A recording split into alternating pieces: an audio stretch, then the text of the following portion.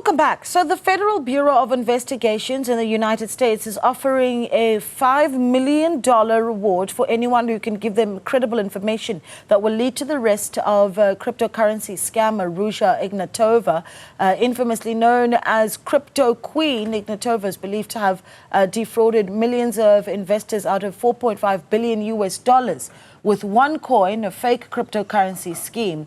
FBI have placed Ignatova in their top 10 most wanted list, and she's suspected to be hiding in Cape Town. But let's get some insights on this story now with security strategist and former Interpol SA ambassador, Mr. Andy Mashaile. Mr. Mashaile, a good morning to you. Thank you so much for your time. I think anytime we start talking about cryptocurrency, some red flags may pop up because we still don't quite understand, not all of us, how cryptocurrency works. And then there's the issue around the cybercrime that's possibly linked to it. Talk to us about how much we know about Ruja Ignatova and what she is alleged to have done, Mr. Mashaile. She got off a plane in Athens in 2017, got out of allegedly an airline called Ryanair, and she disappeared from that Athens airport in 2017 till now.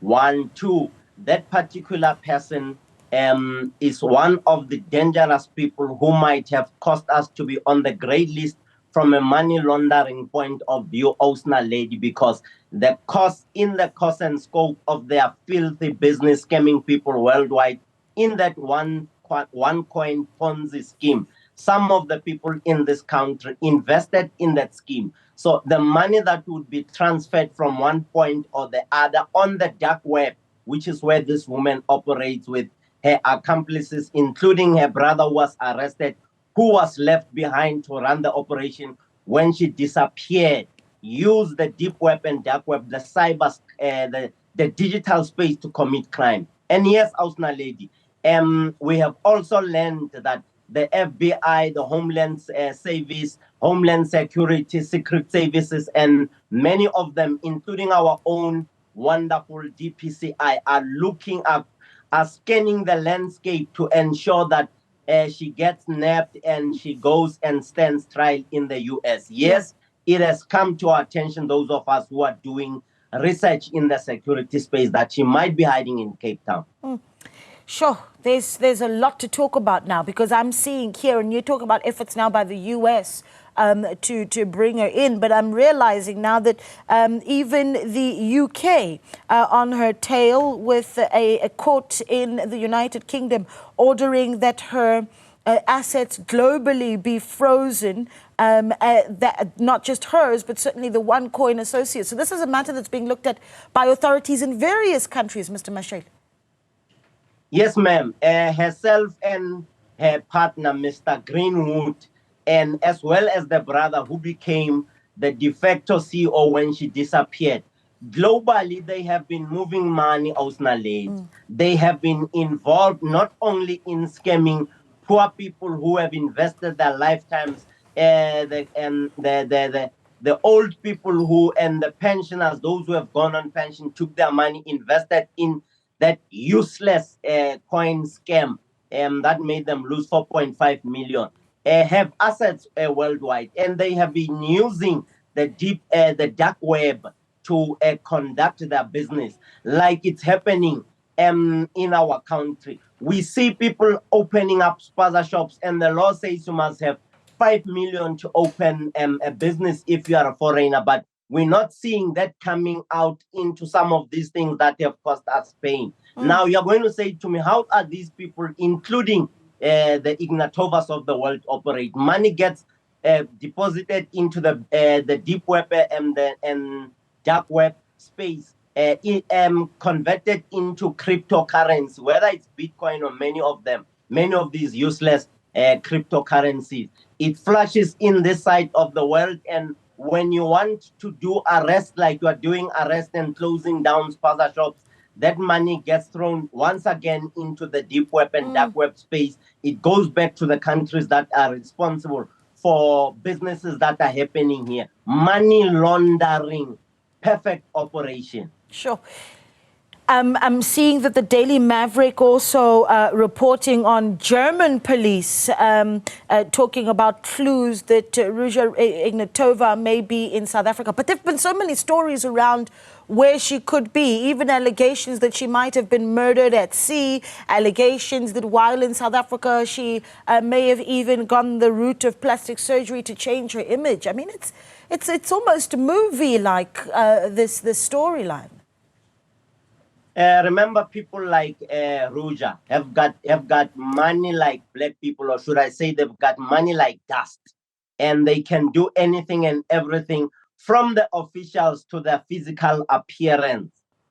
Whilst that has happened, Osna lady, in the past, that you have the Vita Palazzolos of the world, the kingpins of mafia operations from Italy and all over the world, and have found refuge in our country, particularly the Western Cape. And there's nothing wrong with the Western Cape. It's only that people who understand the weaknesses in our flaws and our constitution and our laws, and how the law enforcement gets done in our country, are able to go through the cracks and stay in our country, like that gentleman from Israel who was nabbed in Bryanston. So long story short, the example, these many examples, is pointing out at how we enforce the law, how we how do we track and trace those people, those international fugitives, and how we use artificial intelligence, Ausna lady, to smoke out, my favorite phrase of the week, to smoke out those who are in our country committing crime, particularly the crime on the digital space, crime on the beautiful web that has been abused by criminals. Yeah. Yes, Ausna lady, that's the long and short and the set of international criminals and their transnational organized crime networks in South Africa, working with we know who, amongst other things, to make sure that they're comfortable in our country. You know, I'm thinking about this $5 million reward that speaks to just how badly the FBI really wants to nab this person that is known as the Crypto Queen. Talk to me about, if you are in Cape Town, you think you might have an idea where you go as someone who thinks that you might have some information. Ausna lady, when you are in Cape Town, you go to the famous places where we see the Shalom, the Charlize Therons of the world. You know that that restaurant. I'm not from your Clifton Beach downwards there, your Camps Bay. I'm not going to go into the names of the restaurant in that beautiful strip of our country. You know, you go to that restaurant there by Camps Bay, and you see the who's of the world there. And I am definitely sure that upon closer inspection, those who want luxurious life like the Ignatovas of the world might be found there, or having it changed one way or the other, having moving around, because they are smart when it comes to intelligence. They would know when what is happening. But I'm definitely sure that with our international intelligence cooperation, people would go there and identify that individual, both from the height and the color of the eyes. That's one thing that you cannot replace from a surgery point of view. And the shape of your nose, the bridge of your nose, adjacent to your forehead. These are some of the things that we look at, including your jawline and many of those things that would inform who that particular person is. People who are in law enforcement, those that we advise, Ausnali, would best be advised to go spend time in Camps Bay and fish in those beautiful restaurants. I'm not going to mention their names. Very, very interesting. Well, we'll be watching this closely, and if any updates come, please share them with us as well, Mr. Mashaile. We really do appreciate your time. Security strategist and former Interpol SA ambassador, Mr. Andy Mashaile, speaking to us there.